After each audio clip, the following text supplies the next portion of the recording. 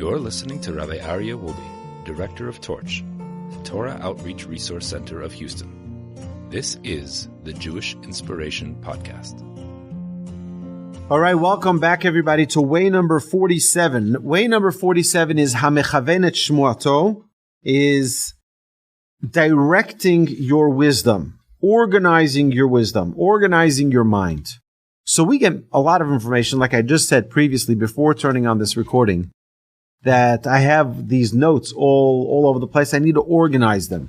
We have many pieces of wisdom, but we need to organize them, and we need to put them so that they put them in an organized fashion so that they can be useful. Just having pieces of information and not combining them all and making them into one organized set of information is not going to do us well in the long term. So organizing wisdom is the most important step in gaining control of our life. We have many different pieces of information about driving, right? But someone who doesn't put it all together in how they drive, it's useless information. Yeah, you go to driver's ed, and you watch the video on YouTube about reckless driving, and you heard a story about. But yeah, if you don't put it into practice and you don't organize all that information into when you're actually behind the wheel, things that you need to keep in mind, and not having distractions and having a seatbelt on and everything that's required, so it's useless information. The idea here is it's not enough to just have information and to be wise about topics, but to make it practical. If you understand what you learn, it will remain yours. If it's superficial, it will disappear. So I've had this so many times where when I started teaching, I was like, ooh, that's really good. I should teach that. I should mention that in my class. And basically what you're doing is you're becoming a funnel of information. That's not good. What you need to do instead is take that piece of information for yourself, make it part of you, absorb it, and then you don't just share it as information, you share it as something of yourself. It's something that you own, that you are imparting now to others. Unless you make a conscious decision to remember something, you will likely forget it.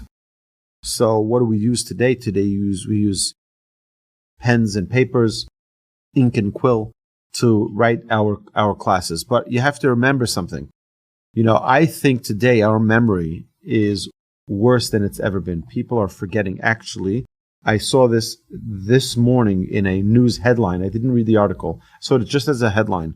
Technology is causing us to forget things much earlier than our grandparents did.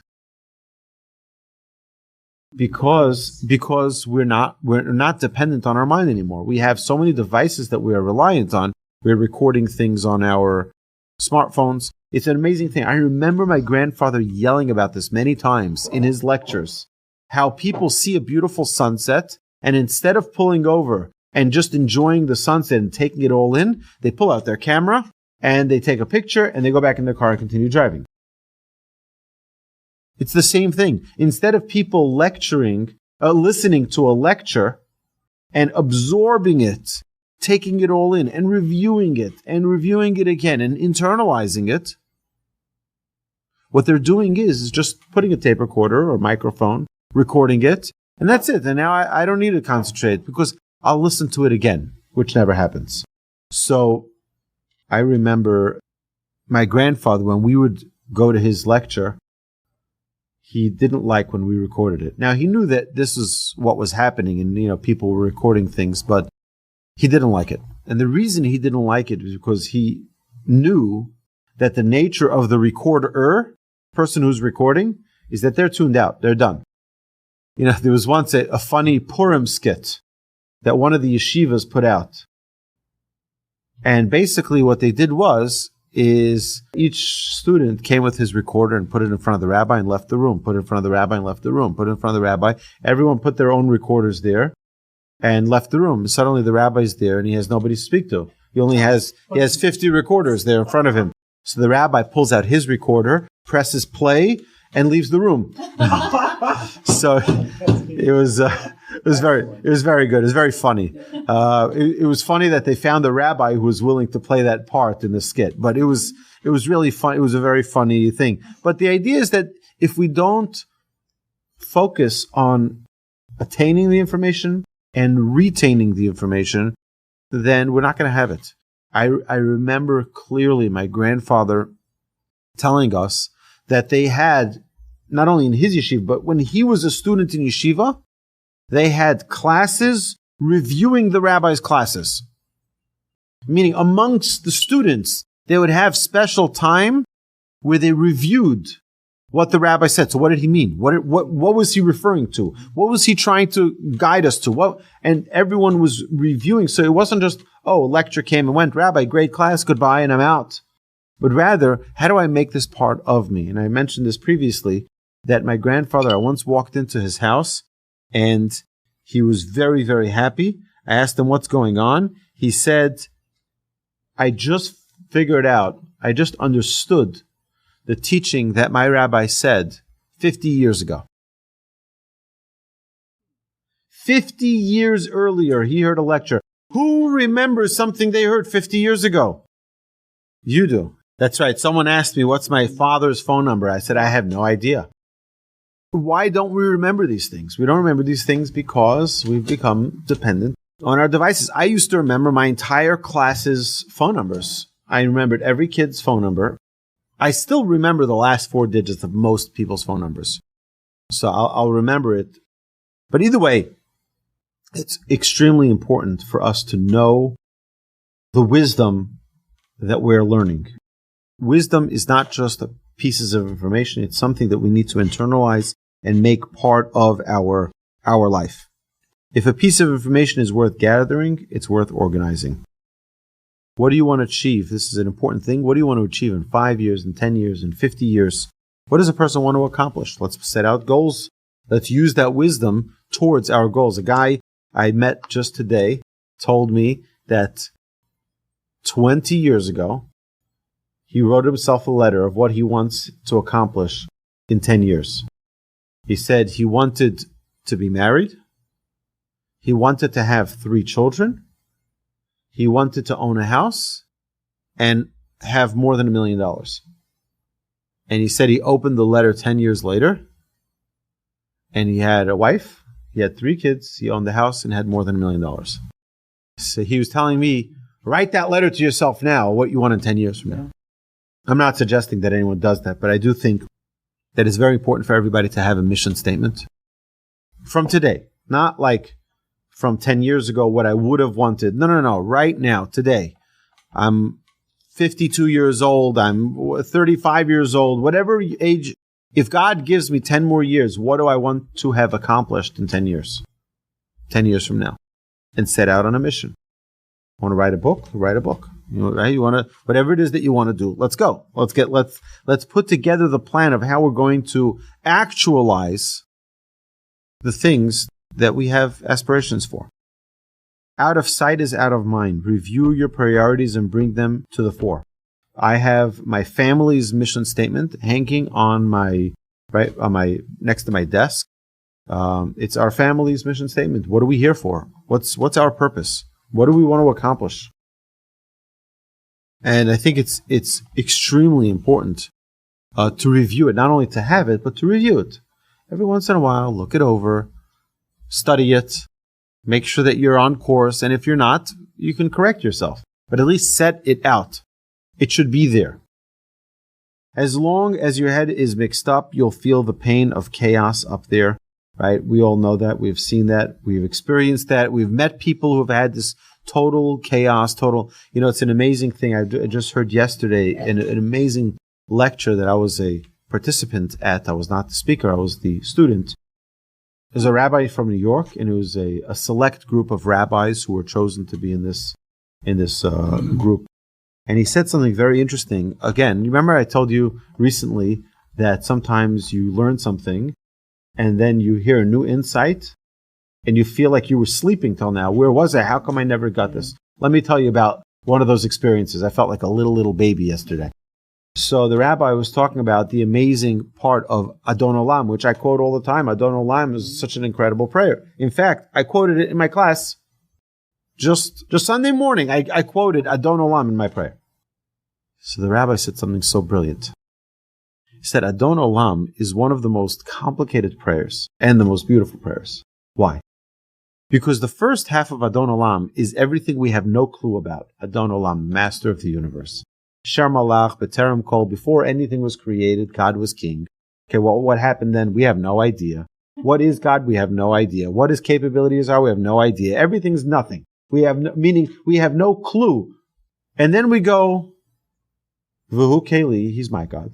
V'chai Goali, V'tzur Chevli, V'eis Tzara, V'hu Nisi, Umanosli. God is there for me through everything, through thick and thin, through high and low, through ups and downs, through challenges, through good times, through bad times. God is right there with me. So there's two different components of God's mastery over this world. One which we have no clue about, and one which we feel very, very close to us.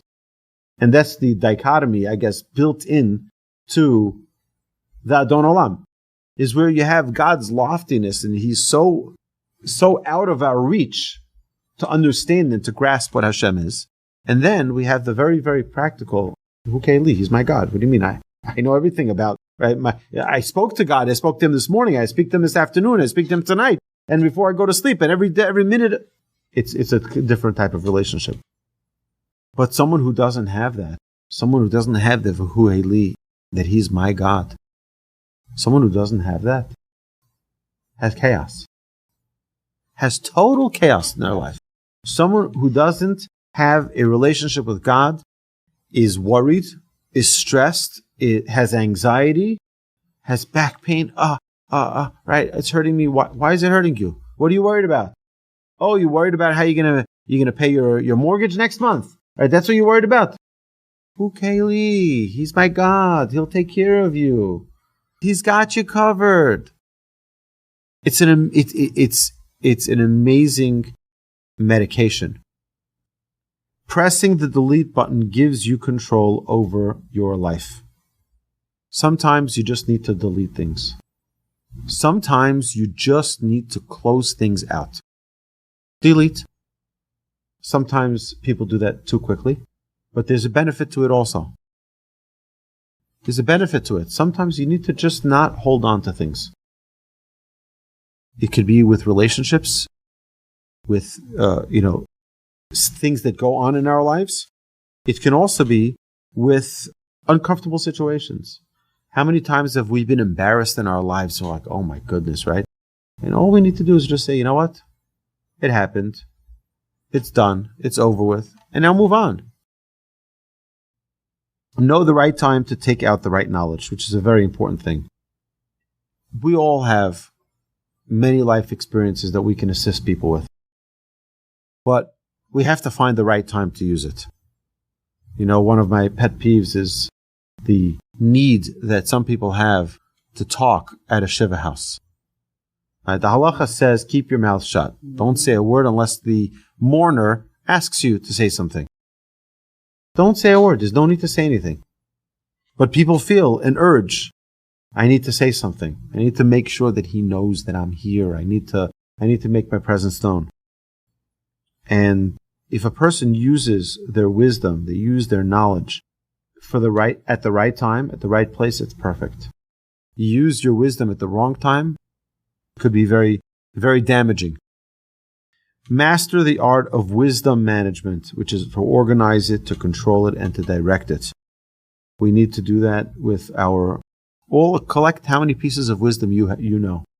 You've been coming to class for 12 years almost, right? You have a lot of Torah knowledge, right? You wrote several books, a lot of Torah knowledge. And guess what? We have to put it together and organize it. And many times, I'll be honest with you, many times when I prepare classes, I start with a clean sheet of paper. And I start putting together ideas, and then I open up the teachings of our sages.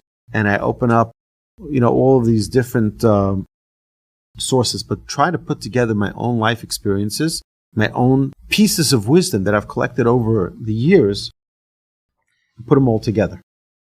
So now they have a home, they have a place.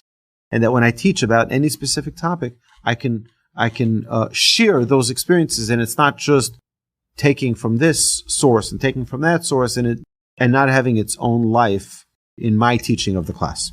Unless you organize it properly, what good is it? Practical application is key to all wisdom. Practical application. Practical application. It's not enough to just learn wisdom for wisdom's sake. Torah is not a collection of ideas. Torah is life. Ki heim chayenu. It is our life. So if we learn Torah and we don't have a practical application for it, we're missing out on the Torah we're learning. Make it practical. And we know we've said this numerous times, the process for everything we do. They have 4 Ds. Do it, delegate it, defer it, or delete it. Dump it, disregard it, empty, goodbye. And these are things that are important for us in our there's some things that I can do right now, so take care of those right now. Some things other people can take care of it for you. Have them take care of it. Other things, you can delay it for another week or two. It's not relevant now. It's going to come up. Then we'll deal with it then. And then you have things that you just delete them. Delete them. You don't need to respond to every email. When you get an email from Yahoo News, you don't need to respond. You know what I mean? I'm not suggesting that it's Yahoo News, but sometimes not everything needs to be responded to. So that, my dear friends, concludes way number 47. And I thank you all. You've been listening to the Jewish Inspiration Podcast, a Torch production.